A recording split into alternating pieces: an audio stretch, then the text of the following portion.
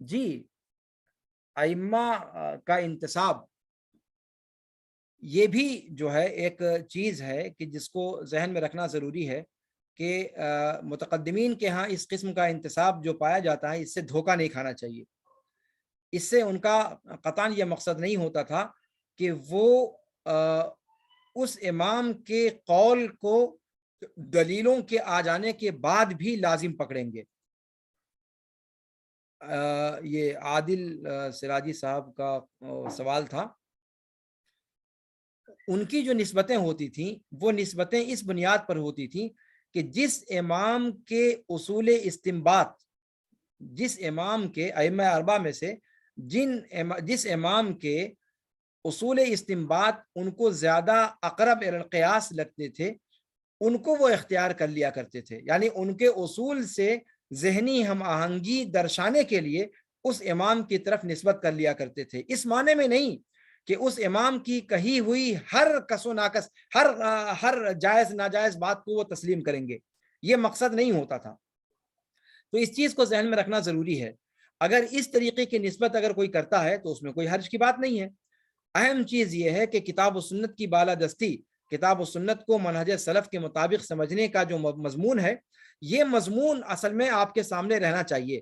پھر آپ اپنے آپ کو اہل حدیث کہتے ہیں، پھر آپ اپنے آپ کو شافعی کہتے ہیں، پھر آپ اپنے آپ کو مالکی کہتے ہیں، اس سے کوئی فرق نہیں پڑتا. بلکہ یہیں پر میں ایک چیز اور ذکر کر دوں. ان کے سوال نے ایک اور فضول کو ابھار دیا میرے. یہ ائمہ کے ماننے والے لوگ، ان کے اندر حقیقت یہی ہے کہ جب انہوں نے اپنا انتساب کسی خاص امام کی طرف کر لیا تو گرچہ ان کے فکر و نظر میں وسعت تو تھی لیکن اس وسعت کا پوری طریقے سے وہ مظاہرہ نہیں کر سکے. انہی تقلیدی جکڑ بندیوں نے ان کو اپنے خاص حدود سے آگے نہیں بڑھنے دیا.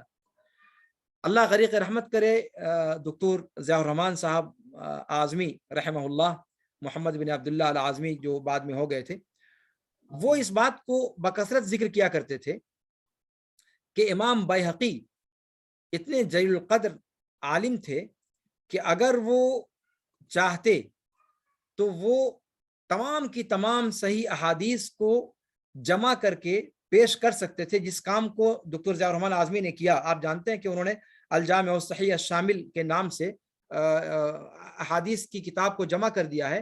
وہ یہ چاہتے تھے کہ جس طرح قرآن کریم آپ کے سامنے موجود ہے، آپ کہہ سکیں کہ یہ مجموعہ اللہ کے رسول صلی اللہ علیہ وسلم کے فرامین کا مجموعہ ہے، یہ اللہ تعالیٰ کے کلام کا مجموعہ ہے، یہ اللہ کے رسول صلی اللہ علیہ وسلم کے فرامین کا مجموعہ ہے، اور اس کے اندر ذکر کردہ روایات صحیح ہوں.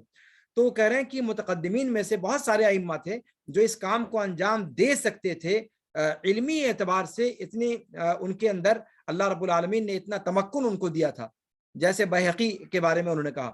لیکن انہوں نے اپنے آپ کو امام شافعی کی تقلید کا جو ایک احاطہ یا ایک گھیرا اپنے گرد تنگ کر لیا، اس گھیرے نے ان کو اس عظیم موسوعی کام کے کرنے سے روک دیا.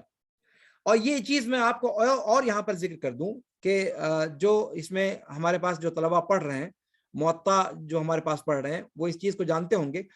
امام مالک بن انس رحمہ اللہ یہ ٹھوک بجا کر کے سلفی امام ہیں، اس میں کوئی رتی ماشا برابر شک نہیں. بلکہ عقیدے کا کوئی درس امام مالک کے اصول کو ذکر کیے بغیر مکمل نہیں ہو سکتا. استوا کے تعلق سے آپ سبھی لوگوں کو تقریباً ان کا وہ مشہور نص یاد ہوگا.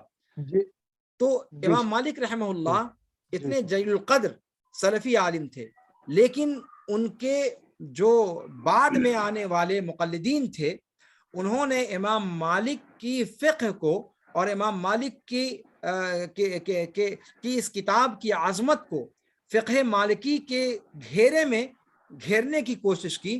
اور اس عظیم سمندر کو، ایک عظیم سمندر تھا یہ موطا. آپ جانتے ہیں کہ امام شافعی رحمہ اللہ اللہ کی کتاب کے بعد سب سے صحیح کتاب موطا کو مانتے تھے، اور بخاری شریف کے لکھے جانے سے پہلے تک بخاری کا مقام و مرتبہ موطا کو حاصل تھا.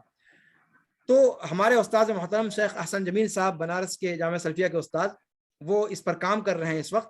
وہ اس بات کو کہتے تھے، ابھی بھی ان سے ملاقات ہوئی تھی 1-2 مہینہ پہلے، تو انہوں نے ذکر کیا کہ موطا پہ کام کرنے کی ذمہ داری اہل حدیثوں کی تھی، لیکن اہل حدیثوں نے ان کو اس کتاب کو مالکیہ کی کتاب سمجھ کر کے اس کی خدمت نہیں کی۔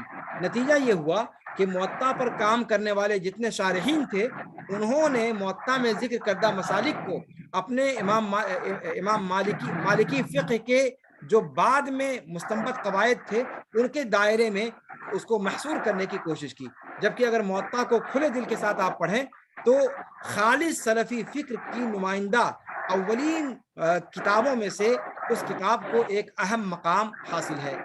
تو یہ چیز حقیقت میں ہے کہ گرچہ متقدمین کے یہاں وہ تعصب ہر ایک کے یہاں نہیں پایا جاتا تھا، لیکن کہیں نہ کہیں اس فقہی انتصاب نے ان علماء کا جو جوہر تھا اس کو پوری طرح کھلنے سے کہیں نہ کہیں اس چیز نے انکش لگا دیا۔ اسی لیے ہم چاہتے ہیں اور ہم اس چیز کی دعوت دیتے ہیں کہ تقلیدی جکڑ بندیوں سے انسان کو آزاد ہونا چاہیے، تاکہ وہ قرآن و سنت کی بالادستی، منہج سلف کی بالادستی کے مطابق وہ جو ہے اپنے علم سے دنیا کو مستفید کر سکے۔ اور انشاءاللہ اس چیز کا ہر ڈگر پہ انشاءاللہ ہم لوگ خیال رکھنے کی کوشش کریں گے۔ اللہ رب العالمین ہمیں اس ڈگر پہ قائم رکھے۔